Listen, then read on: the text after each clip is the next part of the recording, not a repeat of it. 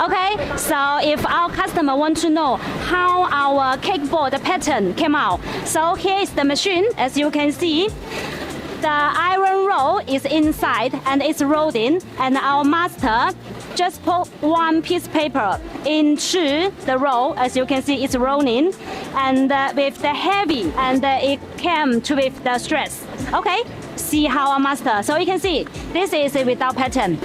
It's rolling. So put the paper into the rolling. Okay. So it came out, the paper with the pattern. So this is how our pattern paper came out. And as our customer can see, we have, if you want a different pattern, so we will need to change different iron rolls. So how many iron rolls we have? Okay, I would like to show you our iron rolls. As you can see, it's very big and very, very heavy. So we need to store it in a very, like the dry place. As you can see, this is the very popular, the little rose pattern, and this is the lining pattern.